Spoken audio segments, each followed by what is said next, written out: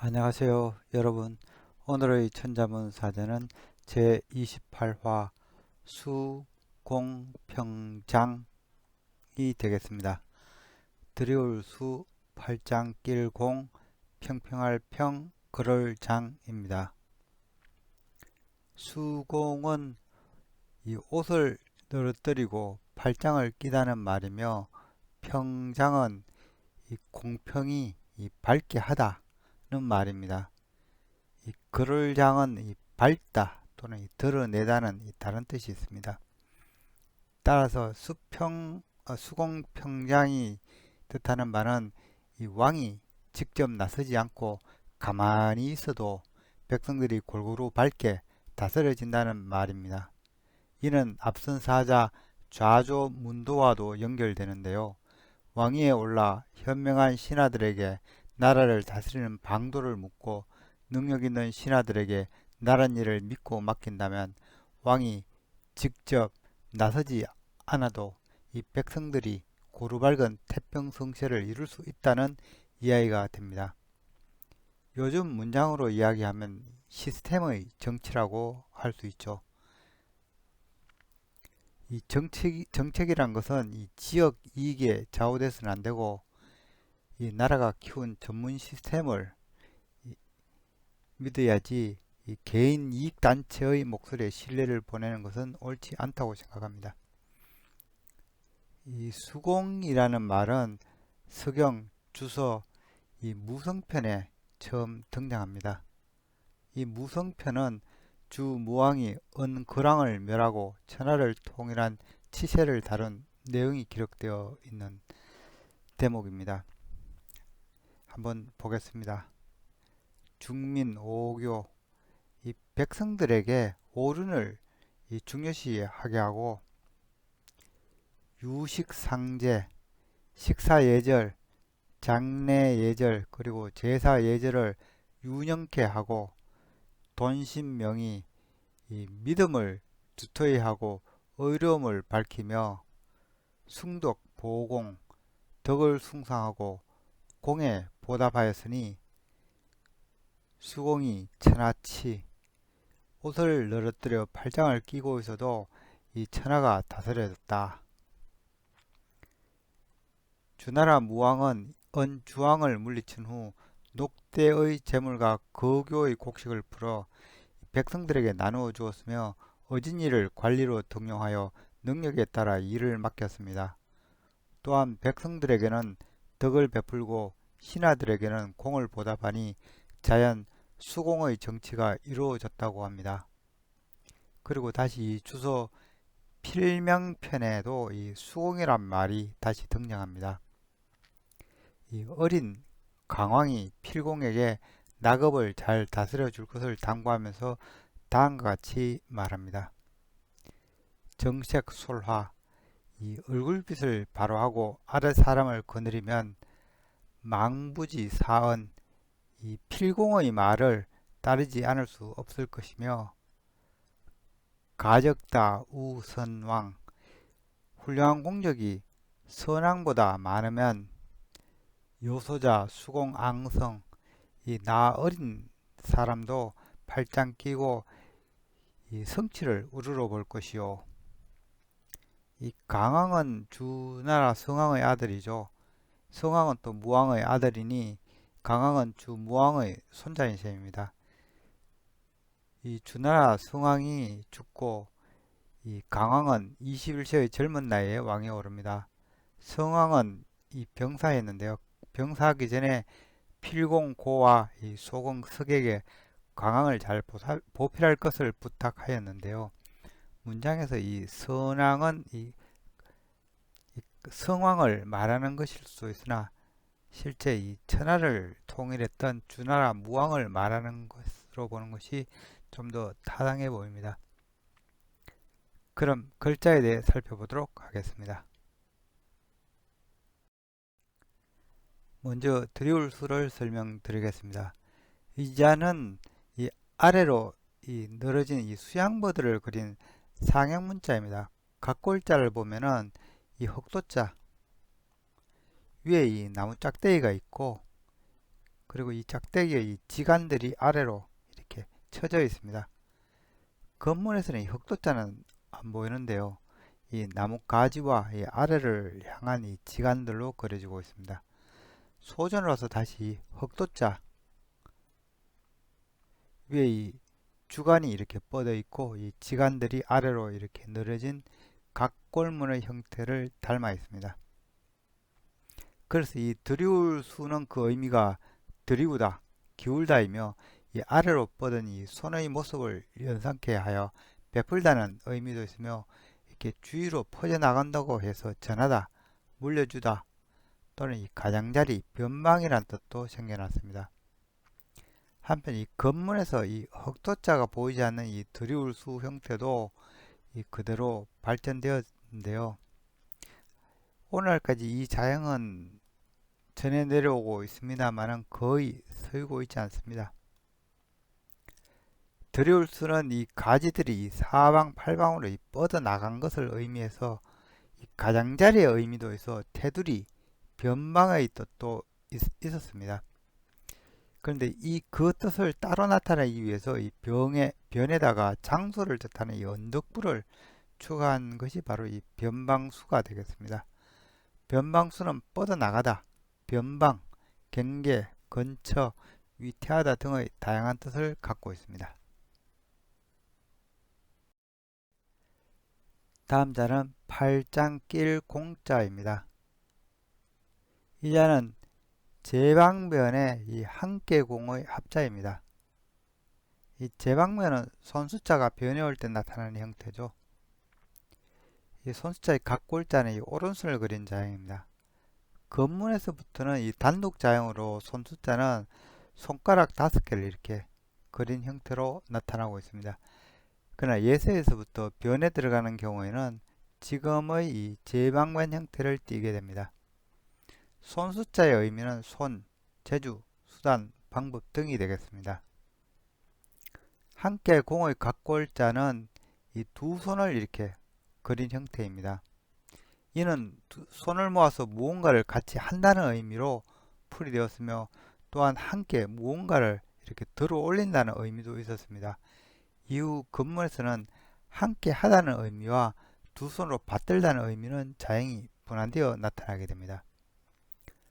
받들다는 의미는 이 두 손을 그린 형태가 그대로 유지되어서 오늘날의 이 받들공이 됩니다.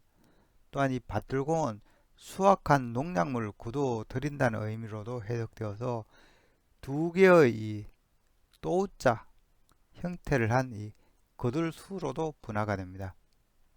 또한 두 개의 이 손수자로 된 이 받들공도 그대로 내려오기는 합니다만 거의 지금은 쓰이지 않고 있습니다.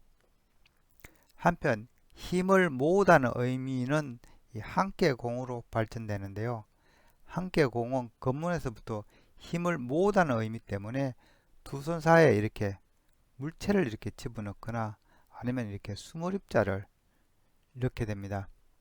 수몰입은 그 의미가 많다는 것을 나타내므로 많은 이가 힘을 한 가지로 모으다는 뜻을 표현한 것입니다.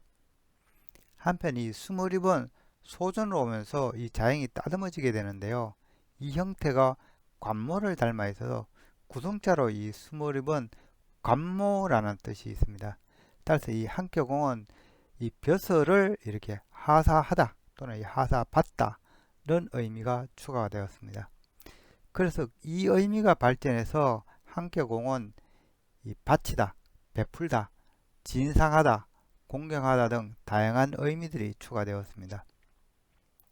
오늘날 이 함께공이 뜻하는 바는 함께, 하나로, 합하여, 모두 다 한 가지로 하다, 함께하다, 공경하다, 바치다, 맞아들이다, 베풀다 등입니다. 특히 이 사람에게 뭔가 바친다는 의미일 경우에는 변에 이렇게 사람이를 넣은 이 이바지할 공자가로 따로 만들어지게 됩니다. 이 이바지할 공의 의미는 사람을 몹시다는 뜻이 되겠습니다. 팔짱낄공은 이 모으다는 의미의 이 함께 공과 이 손을 뜻하는 이 제왕변의 합으로 손을 모으다는 뜻을 갖고 있습니다. 이 손을 모으는 것은 아무 일도 하지 않다는 의미로 해석할 수도 있고, 또는 이 두 손을 모아서 무언가를 소중히 이렇게 감사하는 것으로도 해석이 되었습니다. 그래서 이 공은 방관하다는 의미와 이 소중한 것이란 두 가지 뜻이 있으며, 소중한 것을 뜻하는 경우에는 이 보공으로 불리웁니다. 그래서 오늘 이자가 뜻하는 말은 이 팔짱을 끼다, 방관하다, 또는 이 마주잡다, 에워사다, 끼안다, 둥글게 휘다, 보호, 이 큰 구슬, 옷감 등이 되겠습니다. 다음 자는 평평할 평자입니다. 평평할 평은 이 나랄이나 이 모래 같은 흙더미들을 얇고 고르게 펴는 이 고무래를 그린 상형 문자입니다. 이 자형사의 이 점들은 이 나달을 의미한다고 볼 수 있습니다. 그래서 평이 의미하는 바 역시 고르게 하다, 고르다, 정리하다, 평정하다, 평평하다 등이 되겠습니다. 이 평평할 평이 이 두 개 병렬로 있는 형태는 이 평평할 견자입니다. 이 자는 매우 평평하게 하다는 강조의 의미를 갖고 있습니다. 또한 견은 이 동일한 형태의 두 가지 이 자형이 이렇게 서로 세워둔 것으로 보아서 서로 비교하다는 속뜻이 있습니다. 참고로 이 고울려는 평평할 견에다가 이 여인여가 변에 들어간 형태로서 피부가 매우 매끈한 여성을 의미해서 곱다는 의미를 갖고 있습니다. 오늘의 마지막 자는 그럴 자항이 되겠습니다. 이 자는 이 설립, 날일자 그리고 열십자로 구성되어 있지만 사실은 묘울신과 갑옷갑의 합자에서 나온 자형이 되겠습니다. 묘울신의 각골 자형은 이 날카로운 가시를 그린 자형입니다. 각골에서 이 화살표는 이 방향을 나타냅니다. 묘울신은 이 날카로운 가시로 이 아래로 이렇게 찌르는 것을 이렇게 표현한 자형이 되겠습니다. 근문으로 가서 이 자는 넓은 손잡이를 지닌 날카로운 송곳으로 이렇게 그려지고 있습니다. 이 송곳은 문신을 새기던 이 도구라는 말도 있습니다. 그래서 묘울신은 날카로운 것에 찔린 것을 의미해서 괴롭다, 맵다, 독하다는 뜻을 갖고 있습니다. 갑은 이 딱딱한 이 갑옷에서 유래한 자형입니다. 인류 최초의 갑옷은 이 동물의 넓적한 뼈를 잘라 이어붙인 것이었다고 합니다. 이 흑백 사진에서 보이는 이 갑옷이 인류 최초의 갑옷을 복원한 것이 되겠습니다. 각골 자형은 이 넓적한 판을 이어붙인 것을 이렇게 표현한 것입니다. 혹은 이 간단하게 이어붙인 이 십자형 자국만으로 이 갑옷을 표현하기도 하였습니다. 이 초기의 갑이라고 하면은 갑옷 또는 이 딱딱한 껍질을 의미했습니다. 근문자형에서는 이 사각 이렇게 판 아래로 이 막대가 이렇게 내려서게 되는데요. 이런 갑옷 외에도 이 단단한 방패를 나타내게 됩니다. 당시 방패는 이 사람이 이렇게 세워서 막는 형태였습니다.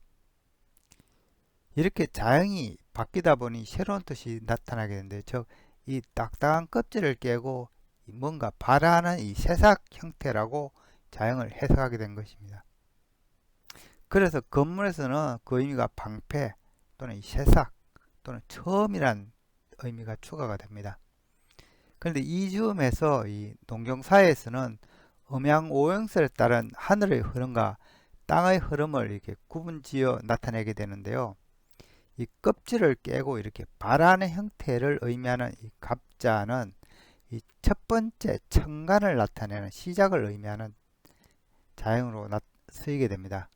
그래서 갑이라고 하면은 이 첫째 천간 혹은 첫째라는 뜻이 있으며, 방위로는 이 해가 뜨는 이 동쪽을 의미하기도 합니다. 그래서 오늘 이 갑이라고 하면 딱딱한 껍질이라는 의미로 사용되고 있긴 하지만은 그래도 이 첫 번째 청간이라는 의미로 가장 많이 사용되고 있습니다. 한편 이자는 원래 갑옷, 곤충의 껍질이라는 의미가 있었는데요.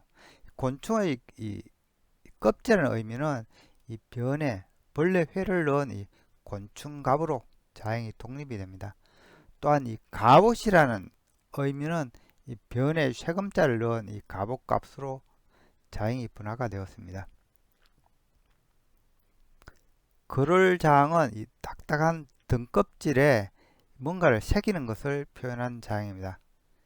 종이가 개발되기 전 고대인들은 이 판판한 거북등이나 동물뼈에 글을 새겨 기록을 남겼습니다. 그래서 최초의 한자를 각골문이라 부르는 것입니다. 각골문에는 고대 기록들이 적혀 있었다고 합니다. 예로 우리가 아는 이 옛고자는 각골문에 적힌 이야기를 뜻하는 자행이 되겠습니다.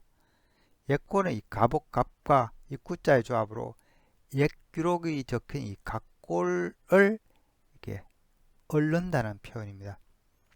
옛고가 뜻하는 바도 옛날, 묵다, 오래다, 예스르다, 선조 등이 되겠습니다. 그래서 이 글월장의 처음 의미는 뭔가 적었다 해서 글, 문장, 그리고 이거 색에서 적기 때문에 색이라는 의미를 갖고 있었습니다. 그리고 글을 적어 나타내다는 풀이는 이 드러내다, 밝히다, 밝다는 의미로도 발전이 됩니다. 한편 또 다른 해석도 생겨나는데요. 이런 이 넓은 면을 이게 그어서 이 칸칸이 구분하다는 의미입니다. 이는 문장의 이 단락 또는 시문이나 악곡 등에서 이 구분되는 절을 의미하기도 합니다. 한편 이 글월장 이 변에 이렇게 구스록이 있는 자형은 이 홀장자입니다. 홀이라고 하면 옛날 대신들이 이 조정에 입궐할 때 신분을 나타내기 위해 두 손에 들고 다녔던 길고 납작한 막대를 말하는데 주로 상아, 옥, 대나무 등으로 만들었습니다. 이때 이 들어간 이 거를장은 구별의 의미로 사용되고 있습니다. 결론적으로 이 거를장이 뜻하는 바는 글, 문장, 시문, 악곡 또는 이 단락, 구분, 표지, 법령의 그리고 또 새긴다 해서 이 도장, 인장 등의 뜻을 다양하게 갖고 있습니다. 이상으로 오늘의 천자문 사자 수공평장 임금이 손을 놓고 있어도 백성들이 고루 밝은 태평성세를 이룬다는 사자성어를 마치도록 하겠습니다. 요순 시대에는 백성들이 풍요롭고 여유로워서 임금의 필요성을 전혀 느끼지 못했다고 합니다. 서경, 우서, 요전에는 요임금에 대한 공독을 읊고 있는데요. 이때 평장이란 말이 나옵니다.